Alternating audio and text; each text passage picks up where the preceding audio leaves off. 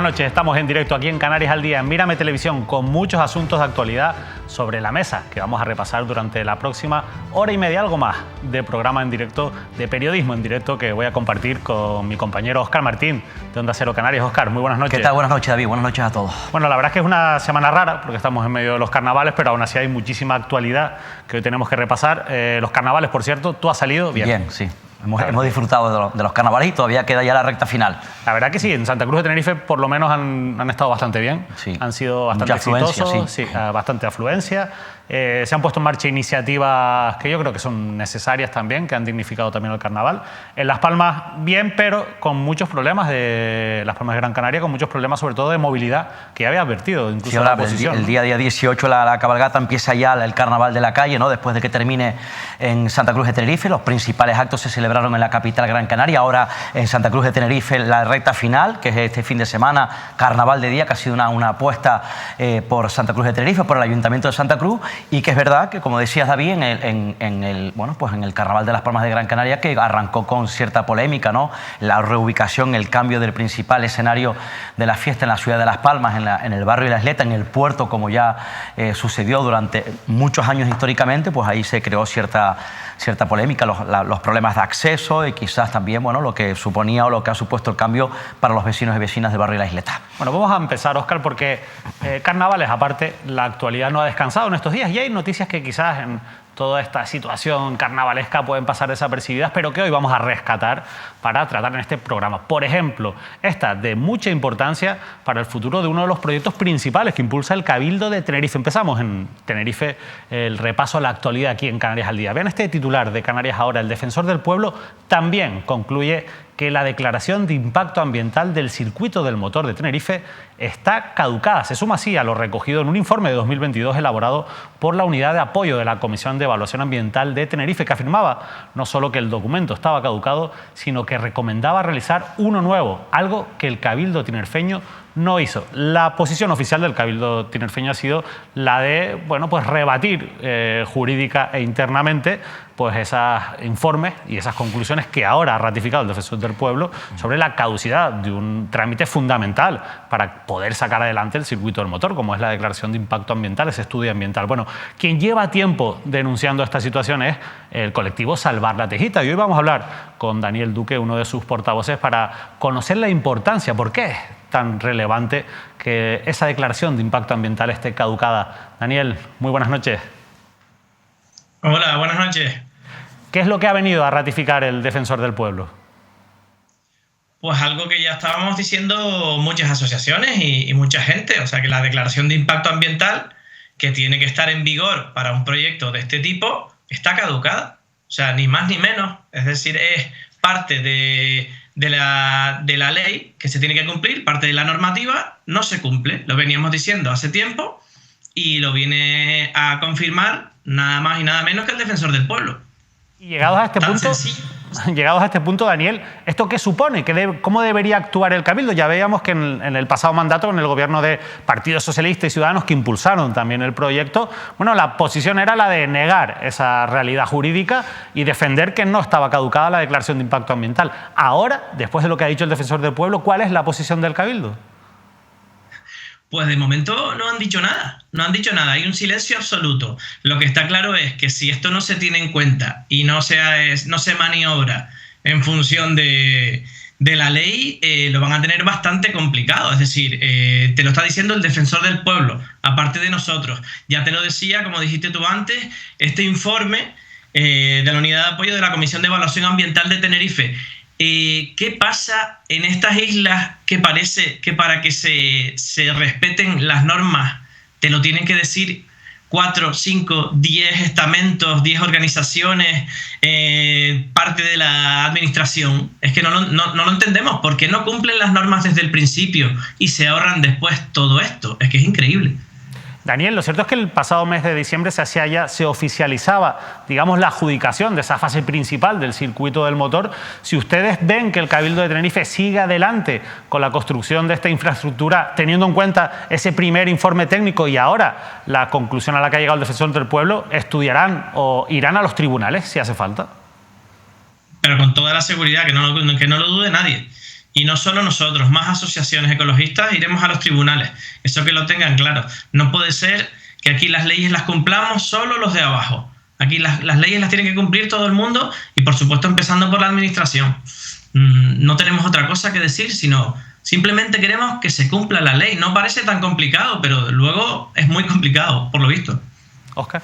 Sí, Daniel, a mí me parece, hay una conclusión de ese informe, que hay que decir que ese informe del Defensor del Pueblo, bueno, pues llega tras, bueno, pues investigar el expediente que en este caso, bueno, pidieron ustedes a esta figura, ¿no? Pero hay una conclusión, corrígeme si me equivoco en este sentido, Daniel, dice, apunta que la omisión más grave por parte del Cabildo es el estudio del impacto acústico, dado que esa instalación, una instalación de estas características, puede generar más contaminación acústica que en un aeropuerto. A mí me parece esta una conclusión bastante dura, ¿eh? Lo es, Oscar. Lo es, y además el Cabildo, lo más grave de todo es que en el proyecto ponen que ellos esperarían a que el circuito estuviera operativo para modificar las ventanas y las puertas de los vecinos cercanos, ya con fondos públicos que no están incluidos en el presupuesto de ese proyecto, si se reciben quejas de esos vecinos. O sea, ya saben que puede haber quejas, pero lo dejan pendiente y no toman ningún tipo de medida en el propio proyecto. Pues esto, desde luego, a nosotros, sabiendo cómo está la ley y que esto es así, nos suena a que esto podría pararlo un juez perfectamente si un vecino lo denuncia con todo lo que se sabe ya. Desde luego, esto podría considerarse un acto de prevaricación, pero vamos, sin despeinarse uno. Ya, ustedes, Daniel, hace un año solicitaron al Cabildo Insular de Tenerife ser parte interesada. Entiendo que para recibir notificaciones e información sobre el proyecto. ¿Tuvieron respuesta? ¿La aceptó el Cabildo Insular? A día de hoy no tenemos respuesta, una vez más, de esa ley de transparencia que te permite, siendo asociación, acceder a los datos, porque no queremos otra cosa que tener los datos. Pues no se nos ha contestado desde hace un año. Mira, eso ya es parte de la administración anterior, como dijo antes David, que impulsó, y bien que impulsó el circuito, ni la actual, que lo está impulsando también y que también nos siguen ignorando.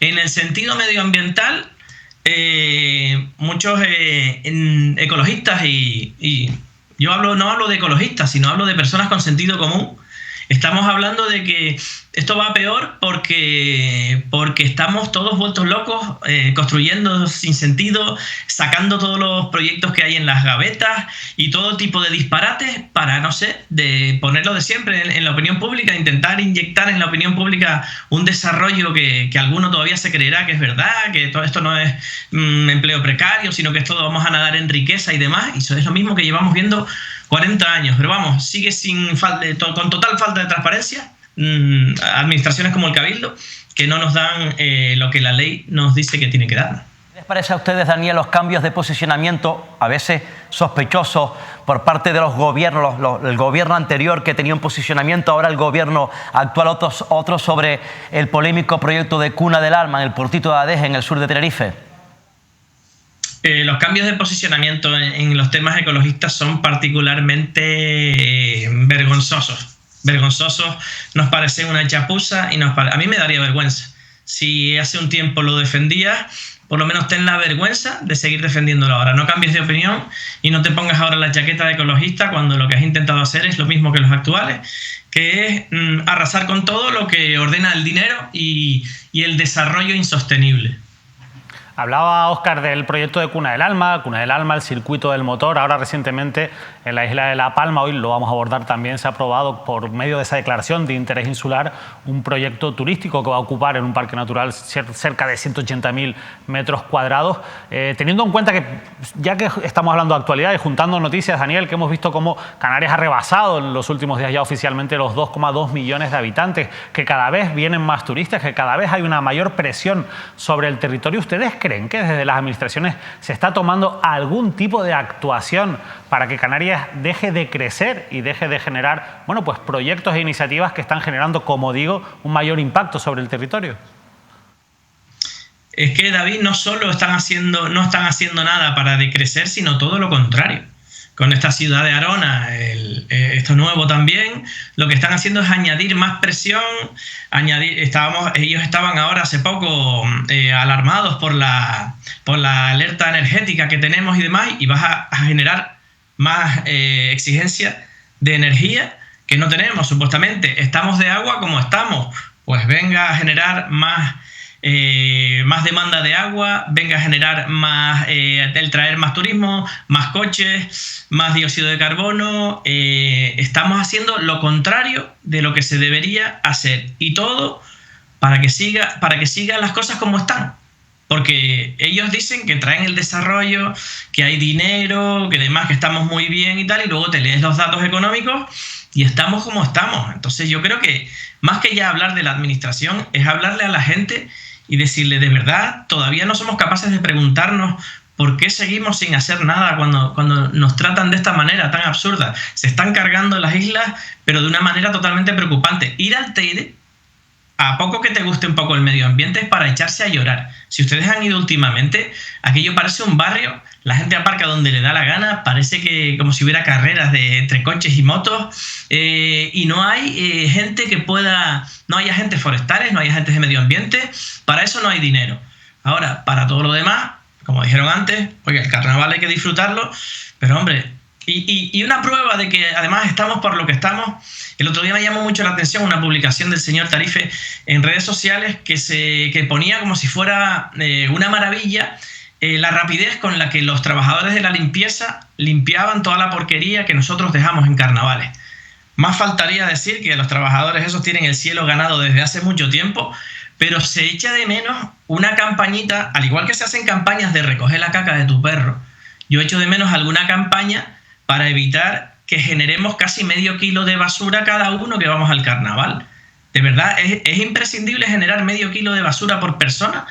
No se puede hacer una campaña, no sé, sé original, no seas cochino. Tiene que ser aquella una batalla campal de basura para que uno lo pase bien. Pues echa de menos una campañita y a nuestros disfrutantes o de nuestros disfrutadores del carnaval se les puede decir, oiga, vamos a echar todos una mano y no creo que pase nada.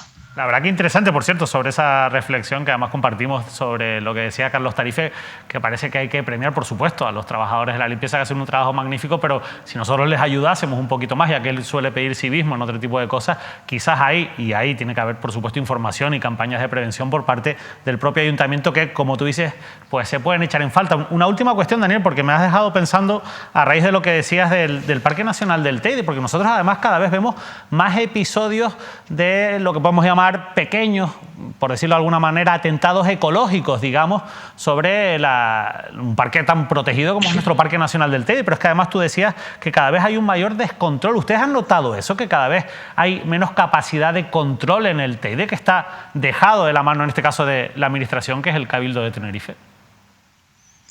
En todos los espacios naturales protegidos, David, hay un descontrol brutal. ¿Quién no ve a día de hoy en un espacio natural protegido a alguien con un dron? Simplemente no está permitido el uso de drones en espacios protegidos y se siguen usando sin su permiso adecuado, y ves a la gente que viene, se pone a volarlo, y si es más, se lo explica y te insultan, y si sigue la historia y tú no la evitas, igual tienes una pelea. O sea, los espacios naturales se están sobresaturando de una manera bestial. Ese famoso PRU no hay manera de que lo echen para adelante, y lo que es necesario urgentemente es agentes medioambientales, porque si no, insistimos, vamos a seguir cargándonos las islas. Como dices tú, son pequeños actos, pero que no son mayores, porque Dios es grande, porque sin vigilancia se puede hacer todo tipo de disparates, que es que parece además que aquí se permite todo. Hay una extraña con el turismo, un extraño mensaje que muchos entendemos, que es como, tú ven, haz lo que te dé la gana, que al final tú escapas, no te preocupes, que lo vendemos de alguna manera que escapes. Y yo creo que deberíamos empezar a vender, ya que hace poco salió también a la luz esa llamada a la identidad canaria por parte de una política, ¿no? Decirle que la identidad canaria podemos empezar por nosotros mismos y por nuestros espacios naturales. Y desde luego el Parque Nacional del Teide, si quieres más identidad canaria que esa y no lo cuidamos, pues mal vamos. Es una interesante reflexión y por supuesto que al final los ciudadanos no podemos estar actuando de policías porque al final eso, aunque yo creo que es lo responsable poder decirle a alguien, oye, mira, esto está mal, lo que estás haciendo, es verdad que no tenemos que ser nosotros, no deberíamos ser nosotros siempre los que tengamos que hacer esas advertencias, ¿no? Para eso están también las autoridades, los agentes ambientales y demás, y en eso es verdad que hay una carencia muy importante desde hace tiempo en el Parque Nacional del Teide. Daniel, muy interesante todo, desde el circuito del motor hasta el resto de reflexiones, la verdad. Muchísimas gracias por habernos acompañado en este rato de televisión en directo. A ustedes siempre, muchas gracias.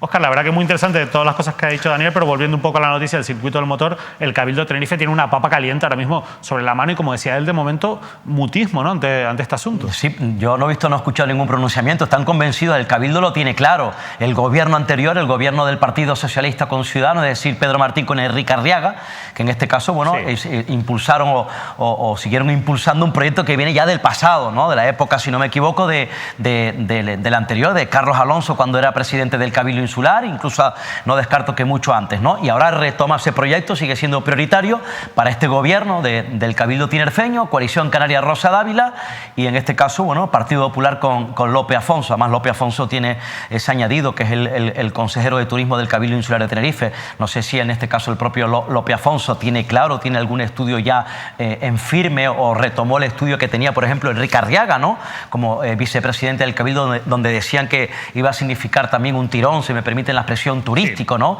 Yo entiendo que aquí tiene una papa caliente, es un frente complicado a partir de ahora, por parte incluso desde el posicionamiento público del Cabildo. Ahora tendrá que explicarla, a ver cómo explica el Cabildo de Tenerife a la sociedad tinerfeña, a la opinión pública, el convencimiento de la necesidad de contar o la prioridad de un proyecto cuando ya lo pone en cuestión no solamente las organizaciones ecologistas, sino el defensor del pueblo. Sobre todo porque sería muy peligroso seguir adelante con este tipo de informes ya y de conclusiones como la del defensor del pueblo, que te están advirtiendo que está caducado, porque al final yo supongo que si esto acaba llegando a un juez, al magistrado de turno va a decir, oiga, es que ustedes sabían, tenían constancia de que esto estaba caducado y siguieron adelante. ¿En base a qué? ¿En qué se apoyaron? ¿No? Esa quizás es la parte y más ahora, cuando ya anuncia, lo ha dicho el propio Daniel Duque, que teniendo en cuenta este ya informe que les remite el defensor del pueblo, acudirán a la justicia. Insisto, es un momento, un antes y un después, o un punto de inflexión en este momento para la institución tinerfeña. Bueno, nos quedamos en Tenerife porque en el municipio de La Laguna también en estos días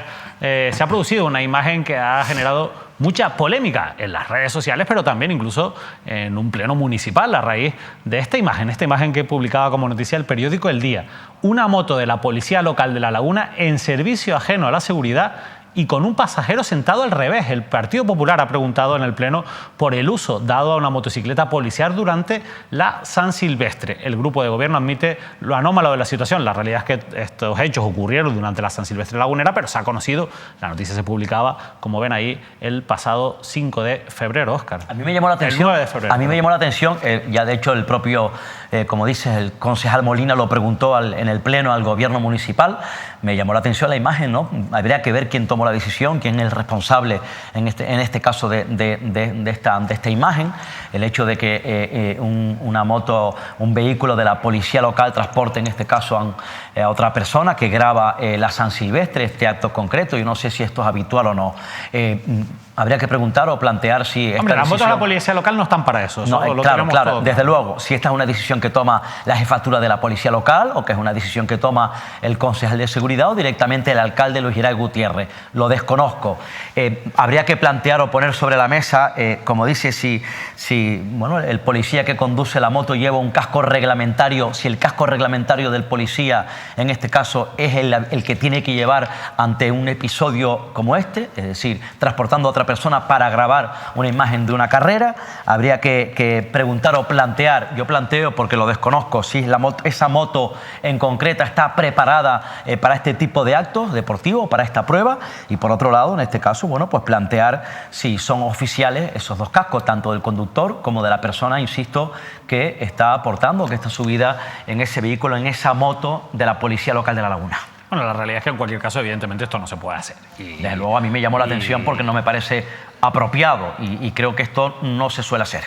Y en cualquier caso, bueno, pues el ayuntamiento deberá corregir este tipo de comportamientos y averiguar qué fue lo que ocurrió y evidentemente... Pues por eso planteo, ¿no? Si hay que abrir un expediente a alguien, habrá que abrirse. Por eso planteo públicamente si esta es una decisión que toma la jefatura de la Policía Local de La Laguna, el concejal o la concejal de seguridad, o es una decisión que viene de arriba. Si el alcalde Luis Hidalgo Gutiérrez tenía constancia de este tipo de situaciones, si tomó la decisión, o insisto, el concejal o la jefatura de la policía. Bueno, vamos a continuar y ahora nos vamos a ir hasta la isla de Gran Canaria, porque muchas veces les hemos contado aquí la importancia de justificar cómo se gasta el dinero público. Esto es algo fundamental y sobre todo cuando ese dinero público llega desde otras administraciones a través de las distintas subvenciones que tienen que, por ejemplo, gestionar los ayuntamientos. Pues vean lo que ha ocurrido en Valsequillo, en Gran Canaria. El Consejo Superior de Deportes le reclama 1 millón de euros al ayuntamiento de Valsequillo. El Gobierno de España solicita esta devolución por incumplimiento del convenio para la construcción de la segunda fase del Centro de Tecnificación Deportiva. Óscar, hasta en 2 ocasiones llegó a advertir el Consejo Superior de Deportes al Ayuntamiento de que tenían que entregar toda la documentación justificativa de cómo se había gastado ese dinero, porque si no, esa subvención, que por cierto se la dieron en el año 2018 y ahora evidentemente se la están reclamando porque no consta esa documentación que acredite que se ha gastado debidamente ese dinero público. Además, pero 1 millón de euros es mucho dinero, claro, una cuantía importante, ¿no? Que viene en este caso de este organismo, nada más y nada menos que del Gobierno de España para ese proyecto. Desde luego, ya esto ha ocurrido ya en otros municipios, con otro tipo de subvenciones o dirigidas a otro tipo de proyectos, pero desde luego cuando un estamento, una administración superior, nada más y nada menos que el Consejo de Deportes Nacional, da esa subvención y el propio consistorio, el gobierno, el alcalde o el concejal, bueno, pierde ese dinero o tiene que devolverlo, sí, porque no ha sabido llevar el proceso debidamente. Eso es un suspenso en cuanto a la gestión como la copa de un pino, y desde luego tendrá que dar explicaciones el máximo responsable, que es el alcalde. Lo curioso es que además este centro, fíjate, cuando las cosas se hacen mal, pues, desde el principio se suelen acabar haciendo mal, tenía que haberse inaugurado a mediados de 2021 y entre otras cosas, pues por no haber hecho las cosas bien, están paradas las obras y se ha quedado el municipio sin... A ver cómo lo explica, a ver cómo se lo explica, claro, a los vecinos y vecinas de Valsequillo. Claro, se ha quedado el municipio sin una infraestructura deportiva que era necesaria. Por mala gestión. Y además va a perder ese 1 millón de euros que había recibido, que le tienen que devolver y que no sé cómo estarán las arcas del Ayuntamiento de Valsequillo. Nosotros hoy hemos intentado hablar también desde Mírame Televisión con la alcaldía. Nos han dicho que no, el alcalde está de viaje y que no nos puede atender, pero también lo hemos intentado con la oposición, con la Asamblea Valsequillera, y no hemos conseguido cerrar ese contacto. A ver si el martes podemos profundizar un poquito más en este asunto, Óscar, porque a mí me parece... Porque hablamos de una cuantía importante, claro, más de 1 millón de euros. ¿Qué pensarán los vecinos de Valsequillo? Claro. Es decir, que les afecta directamente a su bolsillo. Sí, seguramente, muy contentos no tienen que estar, pero bueno, a ver si conseguimos que nos hable la oposición, pero sobre todo la alcaldía, que nos justifiquen por qué, a pesar de esas advertencias, bueno, pues incumplieron con esta subvención, ¿no? La verdad que es un asunto... Desde luego, yo entiendo que esto delicado. Tiene que ver con la Concejalía de Deportes, ¿no? También, ¿no? O varias concejalías, ¿no? El que es responsable, que yo entiendo que el máximo responsable es el alcalde, desde luego una situación como esta es bastante dura. En otros lugares ya se le hubiese pedido la dimisión o tendría que haber dimitido. Bueno, nosotros vamos a continuar, la verdad es que, insisto, vamos a intentar seguir buscando respuestas con lo que ha ocurrido en el Ayuntamiento de Valsequillo. Pero queremos comentarles ahora una noticia que la verdad que nos ha dejado impactados en los últimos días y sobre todo que pone en peligro la labor de la profesión que realizamos, por ejemplo, Óscar Martín y quien les habla, cada vez que nos sentamos aquí a hacer periodismo, o cada vez que escribimos alguna noticia o publicamos algo relacionado con asuntos tan delicados como puede ser la corrupción. Y si es corrupción judicial de lo que hablamos, estamos lógicamente sobre cuestiones muy delicadas. Lo que no puede ocurrir, lo que no debería ocurrir, es lo que le está pasando al director del periódico digital Canarias Ahora, Carlos Sosa. Quiero que vean este titular. Una magistrada, en este caso la titular del Juzgado de Instrucción número 27 de Madrid, ha enviado al banquillo al periodista Carlos Sosa a petición del juez corrupto Salvador Alba por informar sobre él. El Juzgado 27 de Madrid, a pesar del criterio contrario de la Fiscalía ha dicho que todas esas informaciones son veraces y que no ve por ningún lado los delitos por los que se va a sentar en el banquillo Carlos Sosa, abre juicio oral contra el director de Canarias Ahora por sus informaciones en el caso de corrupción judicial de Salvador Alba. Los datos muy llamativos. Uno, que viene ahí en el subtítulo, le exige una fianza de 422.500 euros, que es mucho más, por ejemplo, que la multa que pagó el juez corrupto Salvador Alba, condenado, insisto, por corrupción, como saben, por poner en marcha una conspiración para acabar con la carrera política de Victoria Rosell, la exdiputada de Podemos y pareja sentimental del propio Carlos Sosa. La otra noticia es que Carlos Sosa se enfrenta apenas de hasta 23 años de cárcel por informar, insisto, informaciones veraces que ustedes habrán podido leer en Canarias Ahora, muchas de ellas comentadas aquí en esta mesa en Canarias al Día, sobre los tejemanejes de ese juez, insisto, corrupto ya por sentencia firme, de un juez que está cumpliendo condena en la cárcel y sobre todo, no solo de esas triquiñuelas, de esa corrupción que practicó el juez Salvador Alba para intentar conspirar contra la figura de Victoria Rosell. De hecho, lo consiguió en una historia en la que participaron incluso otros actores importantes, como el propio, aunque no con responsabilidad penal, pero sí que participaron otros actores importantes, como el propio José Manuel Soria, una historia en la que se intentó utilizar, y fue clave, lógicamente, el paso que dio Miguel Ángel Ramírez, el presidente de la Unión Deportiva Las Palmas, entregando una grabación que abrió la mecha de ese caso judicial, del caso del juez corrupto Salvador Alba. Pero vean, 23 años de cárcel, Óscar, por delitos de revelación de secretos, de odio, cuando, insisto, hay un informe... Cuando la Fiscalía avala ese trabajo, de la desde Fiscalía, luego. avalando ese trabajo, y por supuesto es un trabajo impecable porque en ningún momento se pone en duda la veracidad de esas informaciones, sino ese... Porque lo dice la Fiscalía además, lo dice exacto, de manera rotunda. A mí me parece, yo soy claro y rápido con esto y lo tengo muy claro, a mí me parece tremendo. Esto, los pájaros contra las escopetas, esto es el mundo al revés, desde luego. Yo quiero decir que esta situación, este episodio o esta maniobra, en este caso que afecta al compañero y amigo Carlos Sosa, me parece atentar, pero de manera rotunda, claramente, quiero decirlo públicamente, a la libertad de expresión, al derecho a la información y al derecho de la información. Atentar, repito, a la libertad de expresión, al derecho a la información y al derecho a la información. Y esto, desde luego, es muy peligroso para el periodismo, para la información y para la libertad de expresión. Y pone en entredicho, insisto, no solamente está poniendo en entredicho el excelente trabajo que ha hecho Carlos Sosa como profesional, como periodista, como profesional de la información, sino desde luego nos pone a todos los periodistas, a todos los profesionales de la información en una situación muy grave, muy delicada. Quiero aprovechar para solidarizarme públicamente con el compañero y amigo Carlos Sosa. Desde luego tiene mi apoyo como profesional de la información. Obviamente detrás de todo esto hay una venganza personal por parte del propio magistrado corrupto Salvador Alba, pero también es verdad que hay un ataque, como ha dicho Óscar Martín, al derecho a la información, que es un derecho constitucional, un derecho fundamental recogido, insisto, en nuestra Carta Magna. Y es tremendo que un periodista, por informar de manera veraz, se pueda exponer a esa situación, entre otras cuestiones, porque quizás, probablemente, lo que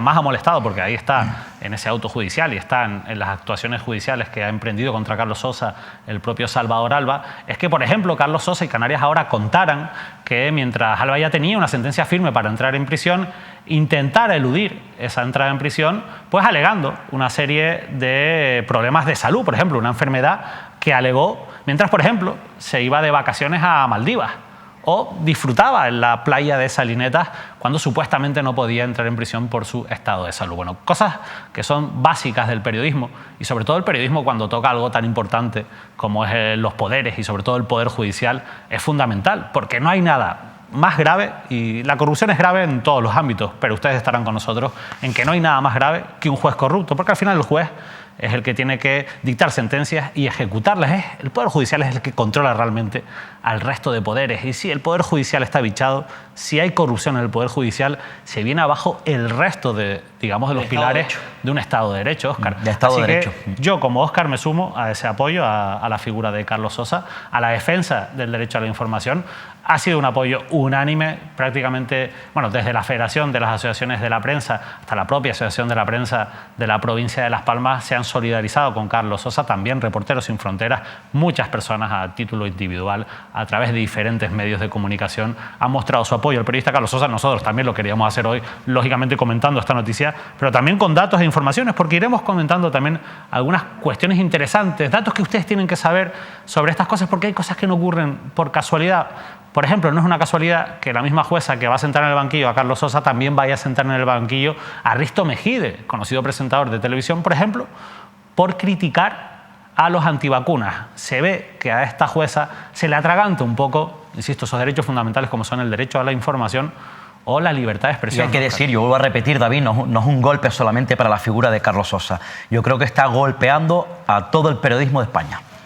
Sin duda. Y yo creo que por eso es importante también que nos mantengamos unidos, pero que ustedes sepan, porque es fundamental. Al final el trabajo que nosotros hacemos es clave para un Estado de Derecho. Es fundamental que ustedes, por eso es un derecho fundamental recogido en la Constitución, ese derecho a la información, que ustedes les lleguen informaciones veraces y rigurosas, como las que, insisto, y de eso nadie lo pone en duda, publicó Canarias Ahora y Carlos Sosa sobre las andanzas del juez corrupto Salvador Alba. Bueno, vamos a continuar en Gran Canaria, porque allí han pasado, insisto, muchas cosas de actualidad y por fin el municipio de Ingenio tiene nueva alcaldesa. Parecía que el exalcalde, saben ustedes, rodeado por aquella polémica por las plantas fotovoltaicas que él quería instalar en contra del resto del grupo de gobierno en unos terrenos de los que parte son propiedad de su familia. Bueno, pues finalmente ha dado un paso a un lado, ha dimitido y Vanessa Martín es ya oficialmente, por mayoría elegida, nueva alcaldesa de Ingenio.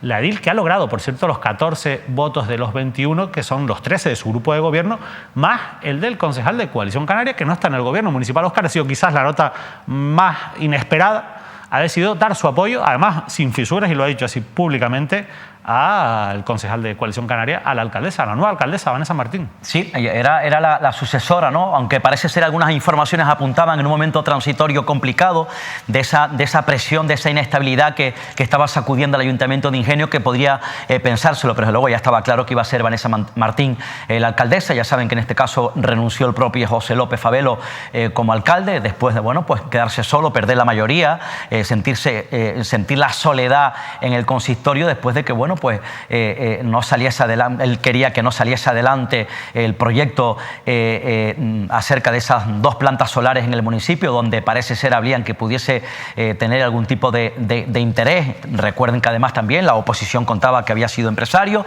que incluso parece ser, según la oposición, había presentado en su momento, cuando no era político, alegaciones a ese proyecto. Al final no contó con el apoyo de sus compañeros, no contó con el apoyo de los socios, no contó con el apoyo de la oposición. Y desde luego, bueno, pues él dijo que, bueno, que respetaba la mayoría, que siempre había respetado las reglas del juego democrático, y bueno, pues renunció, presentó su dimisión. Luego se convocó el pleno, donde, bueno, pues ahí se nombraba a la propia Vanessa Martín, su compañera en este caso de grupo, como alcaldesa. Bien, es verdad que hubo una situación tremendamente tensa, donde podría saltar por los aires el pacto. Yo creo que además también él sabía, yo no sé si le habrán presionado a sus compañeros que diese un paso al lado, porque le estaba presionando su socio de gobierno. En cualquier caso, lo importante es que ya se han limado las perezas ahí, que la situación de calma, de tranquilidad llega a Ingenio después de las controversias con este polémico proyecto, y ahora, bueno, pues Vanessa Martín tendrá la responsabilidad, insisto, de estar al frente y llevar las riendas de este municipio de Gran Canaria. Bueno, responsabilidad, toda la suerte del mundo, por supuesto, sí, a Vanessa Martín. Recordarán ustedes, y tú también, Óscar, como la semana pasada repasábamos ese discurso de despedida, sí, del alcalde, que la verdad es que, bueno, dejaba muchas dudas en el aire, ¿no? Y sí, lanzaba algunos mensajes de estos típicos de aviso a navegantes, ¿no? Es decir, que tendrá algún día que explicar, aunque ya se ha marchado, ha dado un paso, se ha marchado de la política, pero creo que ahí tenía que haber explicado a qué se refería cuando hablaba de avisos a navegantes, ¿no? Yo no sé a quién se refería, si a sus socios, si a la oposición o a sus mismos compañeros de partido. Bueno, continuamos. Por cierto, antes les hablamos de la noticia de esa decisión de una jueza de sentar en el banquillo a Carlos Sosa, el director de Canarias Ahora. Si no hay contratiempos, Carlos Sosa estará la próxima semana aquí en Canarias al Día para abordar, insisto, en profundidad esa noticia y esa situación, para poder preguntarle también por las cuestiones que se afirman en ese auto judicial que le va a llevar, a no ser que prospere su recurso, ante el banquillo de los acusados. Bueno, vamos a continuar en Gran Canaria, porque en Telde se vuelve a repetir una situación que no es nueva para 12 familias que tienen un total de 19 menores a su cargo y que están pasando por una situación muy delicada, porque de nuevo se ven amenazadas por quinta vez ante la posibilidad de quedarse sin un techo en Telde. Un nuevo desahucio que ha sido notificado a estas familias, 11 familias del municipio Gran Canario de Telde. Las instituciones con competencias para solucionar este caso han sido conocedoras durante estos 7 años de la situación de vulnerabilidad que atraviesan estas vecinas. Un problema muy grave en Telde, Óscar, un problema que no es nuevo y que, a pesar de que es verdad que todavía no han terminado de ser desahuciadas, que siempre ha habido diferentes motivos por los que han conseguido mantener quedarse en su techo, bajo su techo, Óscar, la realidad es que tampoco las administraciones les han conseguido una alternativa y evidentemente la situación cada vez es más crítica, ¿no? Sí, esta situación parece que se viene dando, surgió hace ya 7 años. Por tanto, no es nuevo. Esta es una situación que ya tenía conocimiento, han tenido conocimiento las instituciones competentes. Yo no sé si en este caso, bueno, el gobierno autónomo, el propio ayuntamiento de Telde, en cualquier caso, tenían constancia. Y desde luego se llega a una situación límite. Esto suele ocurrir, desgraciadamente, ¿no? Estamos hablando de menores, que, insisto, son bastantes familias, pero hay menores por medio. Y desde luego lo más grave, que es el trasfondo del tema, que esto ha ocurrido, ha ocurrido recientemente, aunque ha sido nuevo, por ejemplo, en Playa Blanca y Aiza, que venimos de contar esta situación. Sí. Esto ocurre también o está ocurriendo en un municipio del norte de la isla de Tenerife, donde las autoridades, repito, tenían constancia. ¿Qué ocurre? No tienen alternativa. Esta es la gravedad. No tienen alternativas porque hay un problema grave en Canarias. Y de luego donde tienen que encarar, y me consta que además las autoridades, las instituciones tienen un auténtico quebradero de cabeza y una auténtica papa caliente sobre la mesa, es decir, que no hay vivienda. El problema viene de atrás, es decir, que no hay viviendas sociales en Canarias. Insisto, esta comunidad autónoma, el Gobierno de Canarias, la Dirección General de Viviendas de la Comunidad Autónoma lleva décadas, lleva 20 años sin construir viviendas sociales en esta comunidad autónoma. Por tanto, hay un problema grave de mala gestión, de mala planificación de todos aquellos que han formado parte del Gobierno de Canarias, en este caso de la Dirección General de la Comunidad Autónoma, Dirección General de Vivienda. Ahora, Antonio Ortega, un conocido alcalde de Gran Canaria, que está al frente ahora de la Dirección General de Vivienda. Por cierto, que hablaba que el suelo rústico, sí, que ya el presidente Clavijo lo desautorizó, también el consejero de turno, donde se podría construir o que habría que construir un suelo rústico. Menudo director general de viviendas tenemos, por cierto. Y bueno, pues ahora, insisto, esto es un asunto viejo, pero desde luego las autoridades, el propio ayuntamiento de Telde tiene que intervenir. El resto de instituciones, no sé cuáles son las competentes, tienen que intervenir rápidamente y buscar alternativas a estas familias. ¿Por qué? Porque estamos hablando de niños y niñas, menores a sus cargos. Hay incluso bebés, incluso bebés.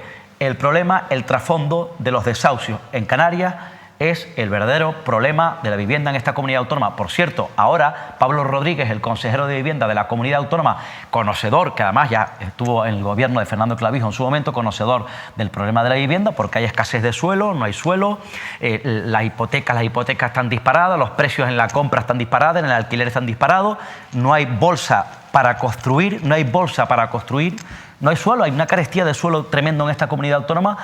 Ha salido con el anuncio de una medida que van a autorizar, habría que ver qué recorrido tiene, porque eso está ocurriendo ya en algunos sitios, y ahí está el problema del alquiler vacacional, porque los que están al frente o los que quieren promover el alquiler vacacional se van a beneficiar de esta medida, es decir, la posibilidad de construir vivienda en garajes o en locales comerciales, porque claro, como tienen el problema de la vivienda, bueno, optan por esta medida. En definitiva, sí, son cambios de uso, pero claro, al fin y al cabo, cambios de uso, pero son peligrosos. Claro, evidentemente, porque al final ahí vendrá el que quiera hacer negocio y hasta qué punto se garantiza el acceso a una vivienda digna, viviendo en un garaje. Claro. Si no tiene las condiciones de habitabilidad que tiene que tener, por ejemplo, una vivienda, es que por eso tiene otro tipo de uso, porque tiene otra serie de requisitos urbanísticos. A mí me genera bastantes dudas. Es verdad que puede ser un paso hacia adelante para buscar una solución, pero a mí ese decreto que anunciaba aquí incluso Pablo Rodríguez en una entrevista, a mí se me queda corto. Sí, y bueno, y luego está también la polémica, ¿no? En el ámbito nacional, el anuncio de Yolanda Díaz, la vicepresidenta ministra de Trabajo, de incentivar económicamente con una subvención para que los jóvenes puedan, en este caso, bueno, pues acceder a una vivienda, donde que es una propuesta, una medida del Partido Socialista. Es decir, de la cuota de Sánchez, en la que está en contra, mejor dicho, corrijo a la propia Yolanda Díaz, porque dice que de esa manera podrían ahora incrementar, aprovecharse los propietarios e incrementar los precios.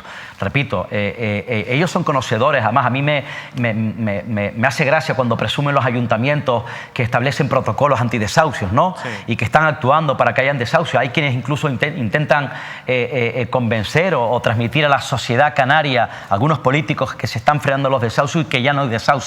Hay desahucio diariamente, lo que pasa es que hay algunos que tienen mayor repercusión que otros, pero insisto, esto es una lacra, un problema que está presente entre la sociedad. ¿Por qué? Porque la sociedad canaria cada vez más vulnerable, hay una importante masa social más pobre, en exclusión social, que si no se lo preguntan a Cáritas Diocesana, por ejemplo, o que se lo pregunten a las organizaciones sociales como Currao. Por cierto, hablando de exclusión social y de pobreza, hay un reciente informe que ha transmitido Cáritas Diocesana a la isla de Tenerife a través de datos recogidos en las parroquias de la isla de Tenerife, donde hay un incremento importante, 2023 de personas, de familias, creo que es cerca de 1.000 hogares en la isla de Tenerife concretamente, que siguen acudiendo, recurriendo a Cáritas Diocesana pese a tener un puesto de trabajo. Es decir, que un matrimonio, por ejemplo, los dos tienen un puesto de trabajo, pero uno de ellos tiene que seguir acudiendo a Cáritas porque el trabajo es precario, porque los sueldos son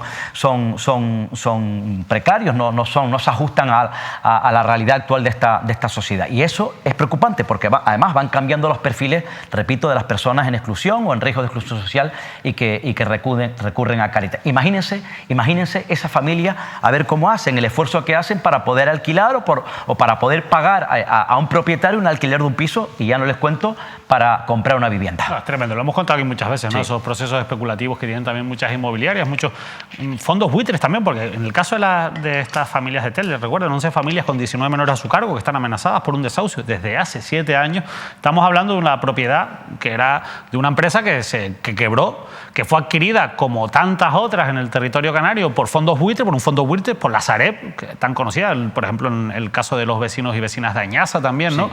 Que están viviendo una situación similar en muchos aspectos a lo de estas familias de Telde, y que después las administraciones miran para otro lado. Juan Antonio Peña, que es el alcalde, lo que les ha dicho es que va a estar a su lado. Hombre, no podía ser de otra manera, pero ¿a su lado cómo? O sea, acompañándolas supuestamente ante otras administraciones que pongan las soluciones, pero ¿y los ayuntamientos? ¿No tienen capacidad? O sea, ¿y el gobierno de Canarias entonces? ¿Y Pablo Rodríguez, que es el consejero de vivienda, que es de Telde, además? Pablo Rodríguez, que es de Telde, y el director general de vivienda es de Gran Canaria, fue alcalde de la Vega San Mateo, sí. Conoce perfectamente la realidad municipal, y es que los ayuntamientos no tienen casi capacidad, porque los ayuntamientos, insisto, no tienen suelo. A mí me consta que el propio Juan Antonio Peña ha puesto en disposición, se ha reunido, ha mantenido contactos con el gobierno de Canarias, en este caso para tratar de poner a disposición del gobierno suelo para la construcción de viviendas sociales. Esto es un problema que está en el tejado del gobierno de Canarias. Poca capacidad tienen los propios ayuntamientos porque, repito, bueno, pues no tienen suelo, porque hay una carencia de suelos importante, como por ejemplo ocurre en la isla de La Palma, y ahí si quieres lo enlazamos luego, porque de luego es contradictorio que no haya vivienda en La Palma, pero sí vayan a construir hoteles de lujo. Sí, bueno, eso hablaremos a continuación, pero es una de las realidades que uno se encuentra en Canarias y que tienen difícil explicación. La cara más amarga de esa falta de acceso a la vivienda digna la vemos en estas familias del municipio de Telde. Bueno, cambiamos asunto porque habrán visto las últimas semanas y días cómo han aumentado las protestas a nivel europeo, pero también a nivel nacional, por la política agraria de la Comunidad Económica Europea. Bueno, la realidad es que esa política de libre mercado que genera, bueno, pues un agravio importante, ante la producción local con respecto a las condiciones que tienen las importaciones de terceros países, ha acabado por llegar juntándose con esas exigencias de política verde que consideran que evidentemente son necesarias ante los efectos del cambio climático, pero que no se exigen en igualdad de condiciones a los terceros países exportadores. Bueno, pues está generando, o ha sido la mecha que ha generado, bueno, pues esta explosión de protestas. Y en Canarias, se preguntarán ustedes, bueno, en Canarias ya hay fecha para la salida de los agricultores y ganaderos a las calles con sus maquinarias, con sus tractores. Será el próximo día 21, miércoles, en la isla de Gran Canaria, el viernes 23 en la isla de La Palma y el sábado 24 en la isla de Tenerife. Rafael Hernández, presidente de la COAC, rodeado de tractores, como no podía ser de otra manera, lo explicaba así. En Gran Canaria va a ser una tractorada. Los tractores van a salir del norte, de Galdar, van a salir de la parte un poquito más acá, de Moya, que se van a encontrar con la caravana que viene de Galdar, van a salir de Teror y Valle Seco, que se van a encontrar en Tamaraceite, y van a salir de San Mateo, Santa Brígida, que se van a encontrar aquí en Tafira Baja. Todos a las 10 salen para llegar hasta la presidencia del gobierno en la plaza Rafael O'Sanahan a las 11 de la mañana. Ahí presentaremos nuestras reivindicaciones al gobierno de Canarias y después seguimos con la marcha hasta la Plaza de la Feria, donde está la delegación del gobierno.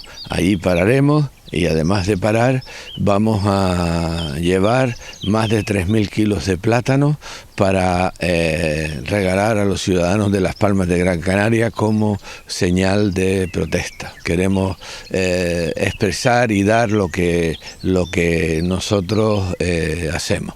Después, una vez que nos veamos en delegación del gobierno, ya se acaba la movilización y regresamos a su vez por las mismas vías al revés para regresar a los lugares de origen.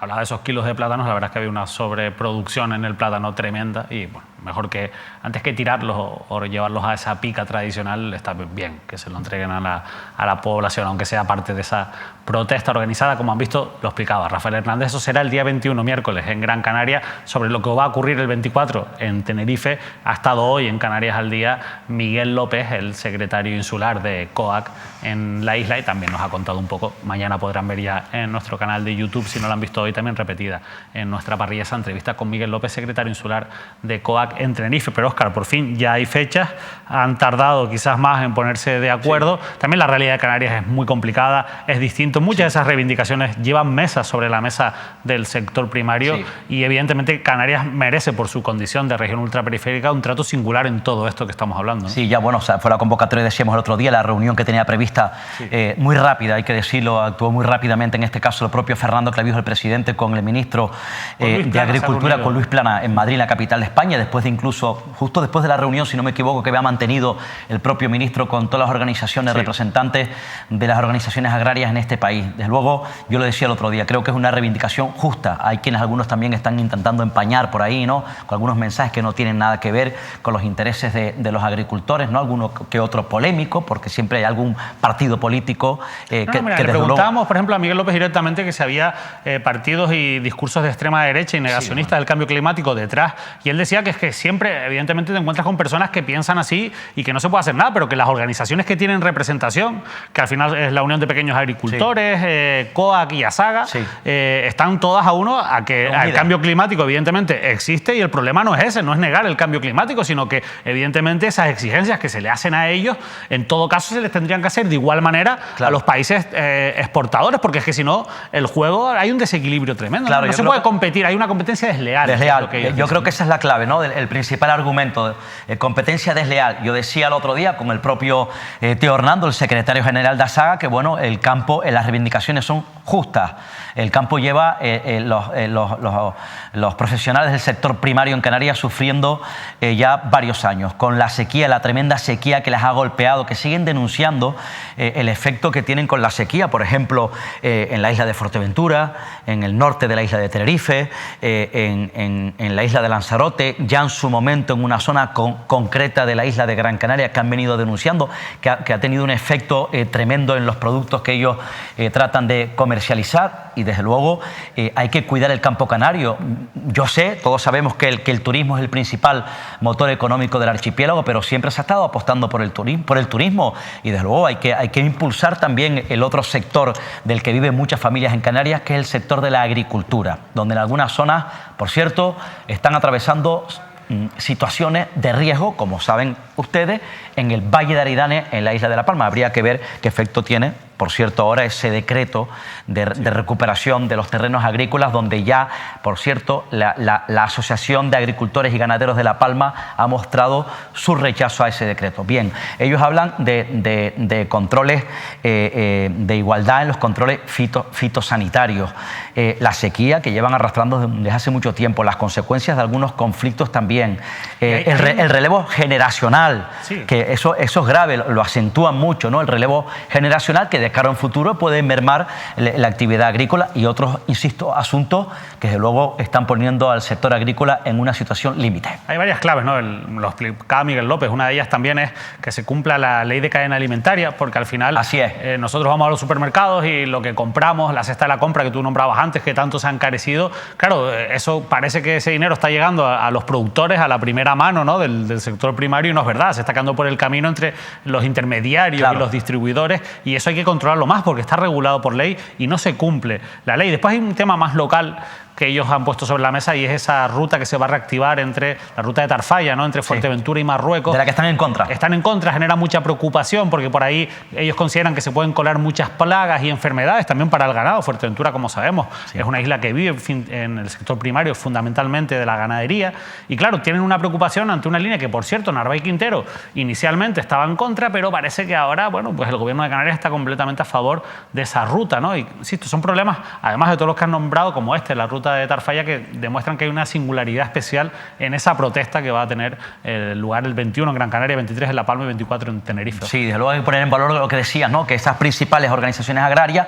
no ha sido fácil, se han marcado su tiempo, ya lo decía el propio Teo, que estaban tratando de estudiar el calendario de movilizaciones, porque también tienen que ponerse de acuerdo con... Teo Hernando Azaga, que hablamos con él la semana pasada. La semana pasada tienen que ponerse de acuerdo con el resto de organizaciones, y desde luego para que no entorpezca pues, las movilizaciones que van a protagonizar en la isla de Tenerife con las que van a protagonizar en la isla de Gran Canaria. Bueno, nosotros antes de irnos a publicidad, queremos tratar un asunto muy delicado, una noticia que hemos conocido en las últimas horas que adelantaba la cadena SER en Canarias sobre se han detectado a menores migrantes en cárceles, en prisión preventiva, en concreto 2 menores migrantes que se encuentran en prisión preventiva, acusados o procesados por ser patrones de una de las embarcaciones que ha arribado en toda esta marea de migrantes que está llegando a Canarias. Y claro, esto es muy delicado porque evidentemente está demostrando que vuelven a fallar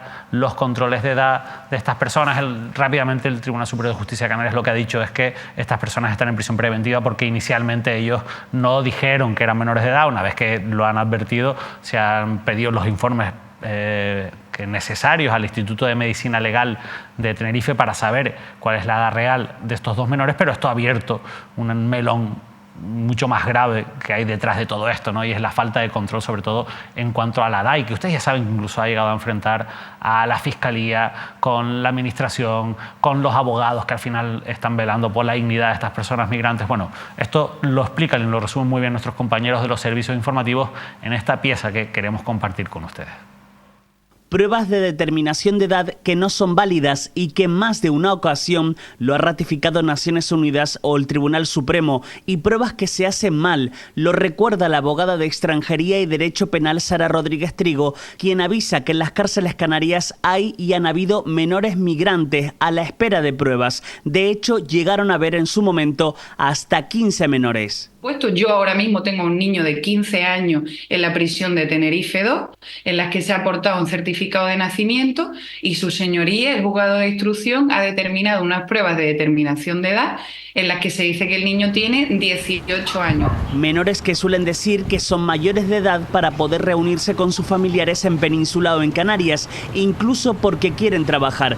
Pero la abogada insiste, no hay riesgo de fuga y no tendrían que estar en previsión preventiva. Hay otras medidas que se pueden adoptar en lugar de meter en prisión a niños de 15 años con personas mayores de edad, porque son un riesgo para su integridad. La Diputación del Común confirma que abrirá una actuación de oficio para exigir al Gobierno de Canarias que aporte los medios necesarios para que se agilicen las pruebas de determinación de edad de los migrantes que llegan al archipiélago.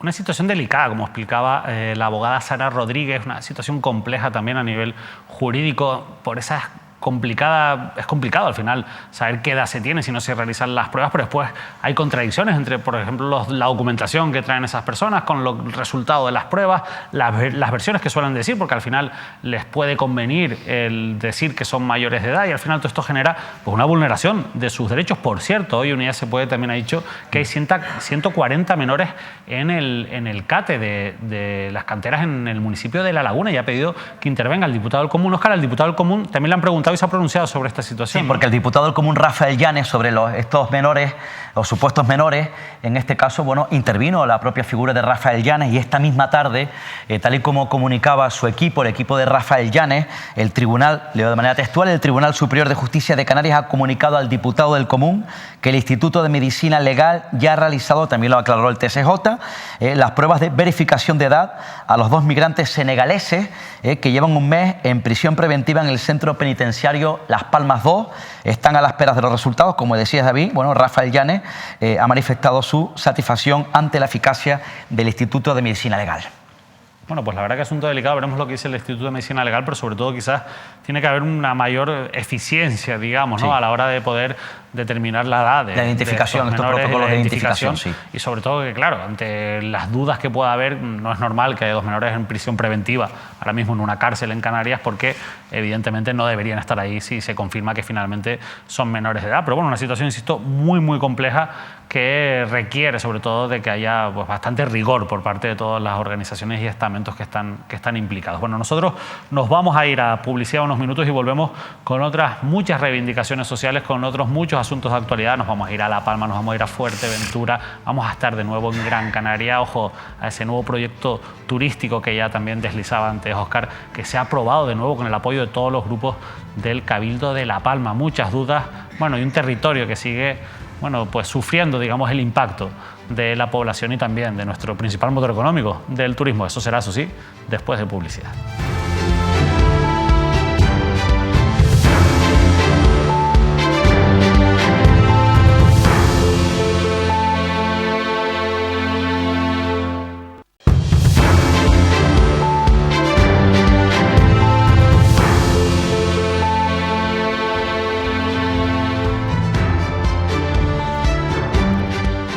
Bueno, continuamos en directo aquí en Canarias al Día en Mírame Televisión y ahora volvemos a Gran Canaria, en este caso a la capital Gran Canaria, a Las Palmas de Gran Canaria. Allí muchas veces les hemos contado las reivindicaciones y les hemos dado voz a los bomberos de la capital Gran Canaria por la falta de muchos recursos, de muchos medios y incumplimiento también de normativas del derecho laboral que ampara a estos trabajadores y trabajadoras. La verdad es que la situación parece que por momentos se mejora, que empeora, pero hay realidades que continúan y por eso los bomberos de Las Palmas de Gran Canaria se están pensando volver a retomar las movilizaciones, principalmente por problemas como por ejemplo los impagos o los retrasos en el pago de las horas extras, pero también la falta de transparencia, por ejemplo, a la hora de publicar algo tan importante como es el listado de esas horas extras. Hablan incluso de que esto puede generar algunos o encubrir algunos chiringuitos que se pueden llevar a cabo con esas horas extras. Bueno, quien mejor nos lo va a comentar es Daniel Ojeda, que es de la Unión Sindical de Policía y Bomberos, a quien saludamos a esta hora de la noche. Daniel, muchas gracias por acompañarnos.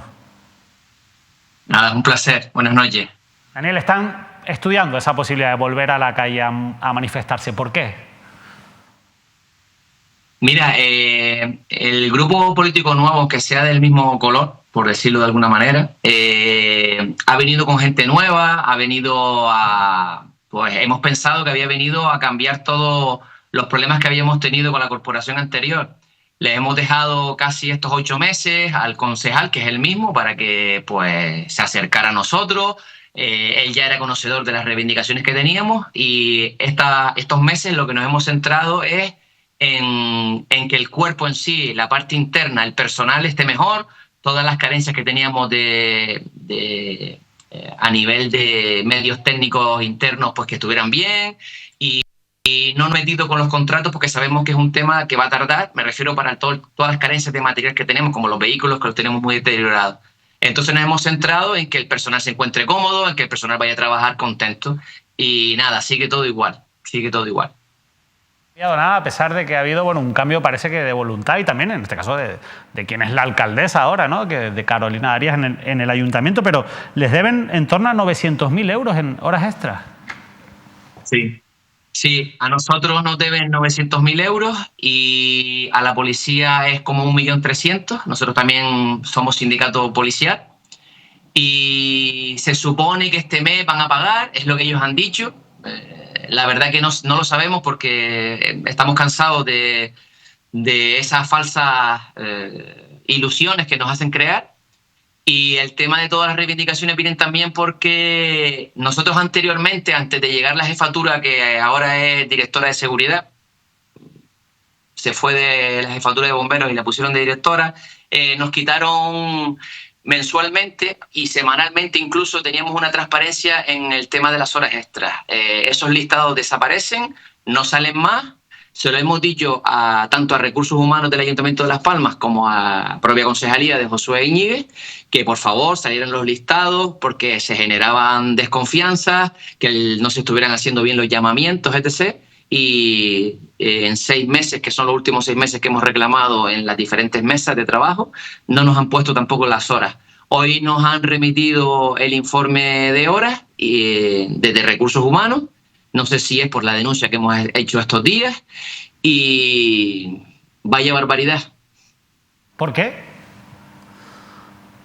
Porque vemos que hay gente dentro de un mismo orden más o menos de horas, porque hay llamamientos que se hacen, para que lo entiendas, hay unos llamamientos que son para reforzar, hay una carencia que llevamos muchos años de personal. ¿Qué pasa con esa carencia de personal? Que si la gente quiere librar, pues tiene que venir alguien también a reforzar esos turnos. Entonces hay unos llamamientos de refuerzo. Perfecto. El que venga a trabajar, viene a trabajar y cumple su jornada con sus descansos entre medio de la jornada. Pero hay ciertos individuos que tienen, vamos a decir, privilegios. Sí, vienen y no se sabe para qué vienen. Y sale a relucir ahora ese exceso de jornada. O sea, ¿ustedes creen, ahora que tienen el listado, que se confirman esas sospechas de posibles tratos de favor, de amiguismo dentro del reparto de esas horas extraordinarias? Yo confío, vamos, estoy plenamente... Si me la justifican, fantástico, pero como no hay transparencia y no la quieren justificar, pues te tengo que decir que hay amiguismo. Es lo que se me ocurre. Óscar. ¿Y ese señor Ojeda no lo pueden ustedes trasladar a la Fiscalía para que lo investigue? Mira, nosotros denunciamos una vez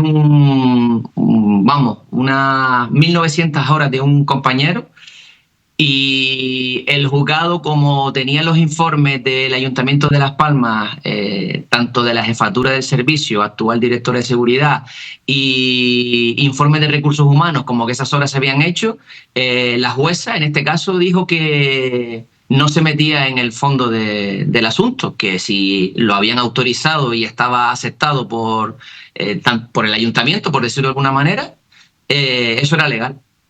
Usted decía en este caso que el gobierno es el mismo, cambian las caras, los rostros, pero como dice el señor Ojeda, Josué Íñiguez, en el anterior mandato con Augusto Hidalgo como alcalde, era precisamente el concejal de Seguridad Ciudadana y Tráfico en el Ayuntamiento de La Palma de Gran Canaria. O sea, sigue arrastrando aquí, en este caso, el responsable es Josué Íñiguez, hay que decirlo públicamente. ¿A ellos no se les cae la cara de vergüenza cuando les miran, cuando coinciden con ustedes, por ejemplo, en épocas que hacen un esfuerzo tremendo como la Navidad o precisamente ahora los carnavales?